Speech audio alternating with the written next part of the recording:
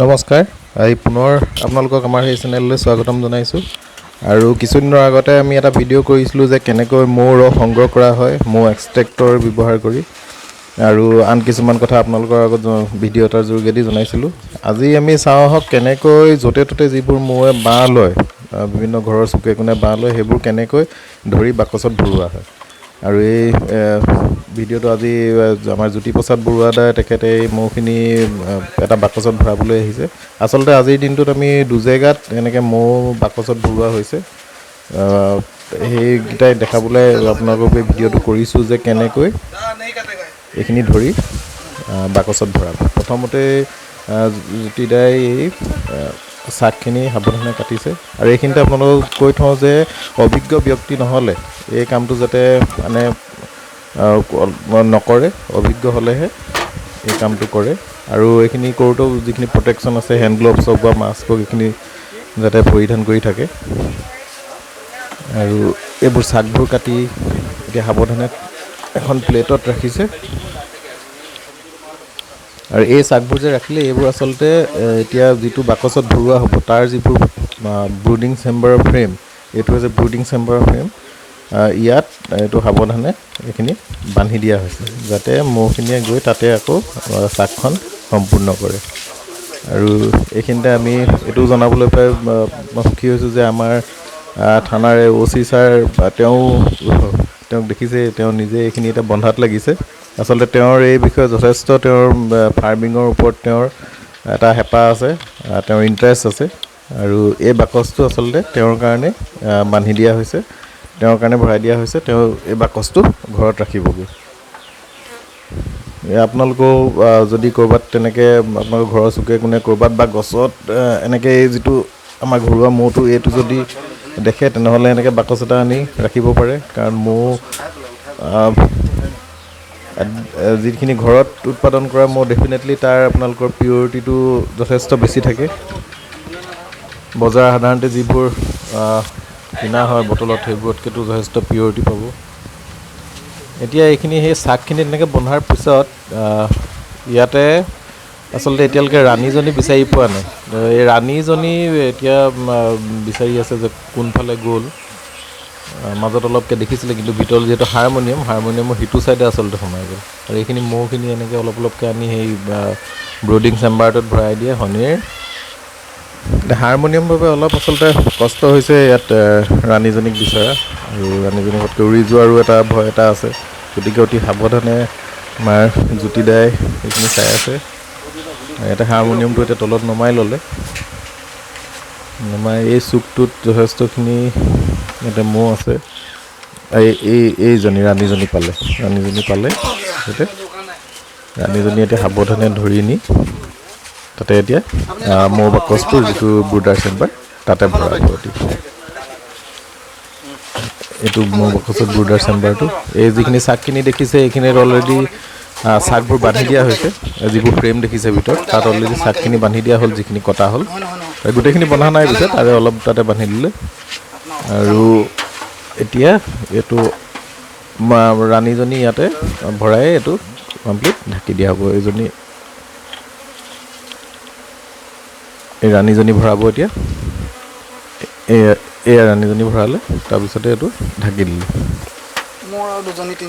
এতিয়া ৰাণীজনী ভৰোৱাৰ পিছত আৰু যিখিনি বাকী মৌ আছে সেইখিনি নিজেই ইয়াত আহি সোমাই যাবহি।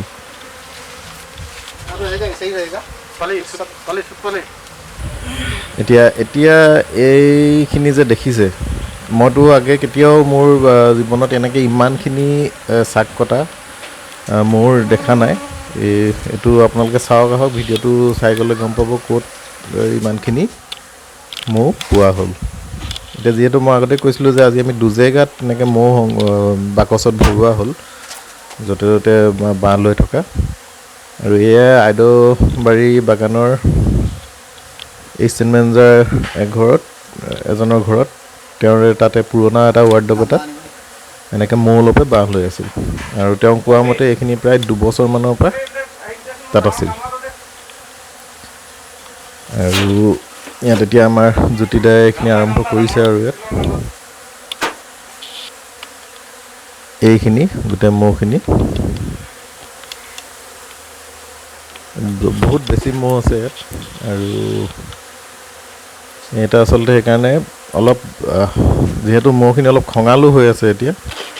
সেইকাৰণে অলপ জুইতে ইয়াতে ধোঁৱা অলপ দি লৈছোঁ ধোঁৱাটো দিলে অলপ সিহঁতি শান্ত হোৱা হয় বুলি কোৱা হয় সেইকাৰণে ইয়াত ধোঁৱাটো দিছে ধোঁৱাটো দিয়াৰ পিছত ইয়াত লাহেকৈ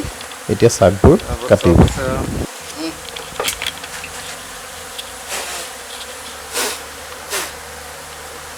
আৰু ইয়াতো লাহেকৈ এনেকৈ মহবোৰ ভিতৰলৈ ভৰাই দিয়া হ'ব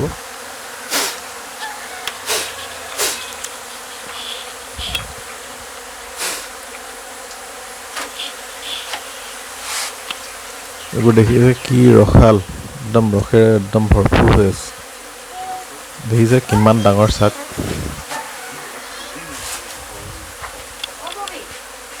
এইখন এতিয়া আচলতে চাকখন বেছি ডাঙৰ কাৰণে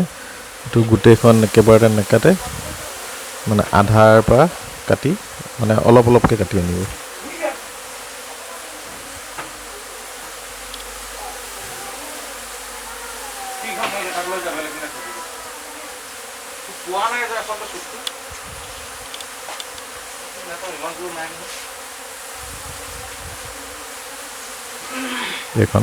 এখন কাটি আনিছে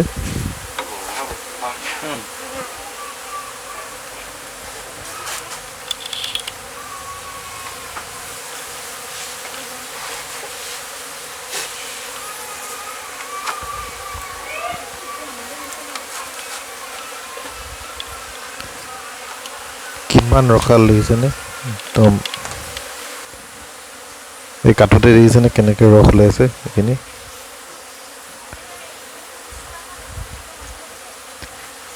এই মহখিনি যথেষ্ট খঙালো যেতিয়া কোৱা মতে তেওঁক ইতিমধ্যে 20-25 জনী মহে তেওঁক ইতিমধ্যে পিন্ধিছে গতিকে আপোনালোকে ঘৰত এইটো কাম নিজে নকৰিব যদি অভিজ্ঞ নহয় কোনোবা অভিজ্ঞ ব্যক্তিৰ হতুৱাইহে এইখিনি কৰাব ইয়াত মতা মহ যথেষ্ট আছে দেখিছে কোলা কোলা যিখিনি সেইখিনি ব্লেক কালাৰখিনি সেইখিনি মতা মহখিনি এটা সময়ৰ পিছত আচলতে নিজে তেওঁৰ যিখিনি লাইফ চাইকেল যেতিয়া কমপ্লিট হয় নিজে মৰি যায় আৰু মৰি যোৱাৰ পিছত বাকচটোৰ পৰা মাইকী মহখিনি সেইখিনি উলিয়াই বাহিৰত পেলাই থৈ আহেগৈ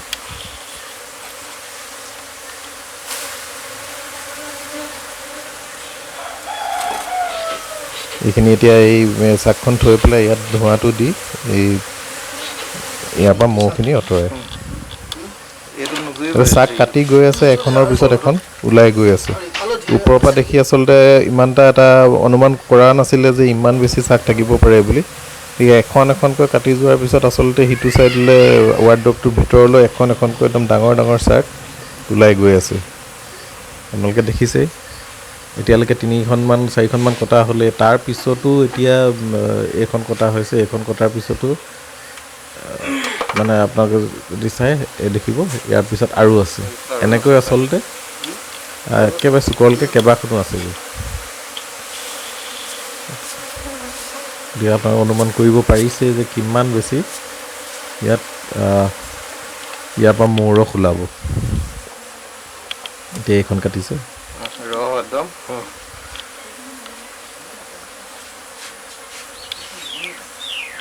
মৌ পালন অসমৰ অৰ্থনীতিত এটা যদি সকলোৱে ব্যৱসায় ভিত্তিক যদি কৰে ইয়াৰ যথেষ্ট সম্ভাৱনা আছে আৰু এই বিষয়ে আমি যিটো আগৰ এটা ভিডিঅ' কৰিছিলোঁ তাত এই বিষয়ে আমাৰ জ্যোতিদাই কৈছে যে ইয়াৰ ব্যৱসায়িক যিটো ইয়াৰ সম্ভাৱনা যথেষ্ট ভাল অসমত যিহেতু অসমত আমাৰ ফল ফুলৰ গছ যথেষ্ট আছে গতিকে ইয়াত যিটো মানে আমাৰ ইনভেষ্টমেণ্ট সেইটো আমাৰ যথেষ্ট কম আৰু কষ্টও কম আৰু সেই হিচাপে কিন্তু ইয়াৰ পৰা যিটো আমাৰ আৰ্নিং প্ৰফিট আমাৰ সেই হিচাপে বেছি আৰু যদি আমি এই পিয়ৰিটিটো বজাই ৰাখিব পাৰোঁ বা বজাৰত বিশুদ্ধ মৌজোলৰ আমি যোগান ধৰিব পাৰোঁ তেনেহ'লে নিশ্চয় ইয়াৰ আমাৰ ডিমাণ্ডো যথেষ্ট আমাৰ ইয়াত বাঢ়িব এইখিনি টোটেল প্ৰায় 4টামান এনেকৈ গামলা এই মৌখিনিৰ পৰা ইয়াত আমি মৌচাক পালোঁ আৰু ইয়াৰে আচলতে কিছুমান আমি এতিয়া আমাৰ আন কিছুমান বাকচ আছে যিবোৰত আমি অলপ অলপকৈ চাকবোৰ বান্ধি দিম যাতে তাত মৌখিনিৰ কষ্ট কম হয় আৰু অলপমান চাক এই যিটো ইয়াত বাকচত এইখিনি ভৰাইছে ইয়াত বান্ধি দিয়া হ'ল বান্ধি দি ৰাণীও অলপ আগতে ধৰা হ'ল ৰাণীও ভৰোৱা হ'ল আৰু এতিয়া যিখিনি চুকত আছে সেইখিনিও চুচি পাচি জ্যোতিদাই বাকচটো ভৰাই দিলে আৰু এয়াই এইটো আমাৰ সেই কামটো কমপ্লিট হ'ল সেই ৱাৰ্ডৰোবৰ পৰা আনি ইয়াত এতিয়া মৌখিনি বাহিৰতে আছে এইখিনি লাহেকৈ ভিতৰলৈ সোমাই যাব গতিকে আশা কৰোঁ আপোনালোকে ভিডিঅ'টো চাই ভাল পালে আৰু মৌ সম্বন্ধীয় যিকোনো কথাৰ বাবে এই যিটো নাম্বাৰ দিয়া হৈছে স্ক্ৰীণত আমাৰ জ্যোতিপ্ৰসাদ বৰুৱা তেখেতৰ লগত যোগাযোগ কৰিব পাৰে ধন্যবাদ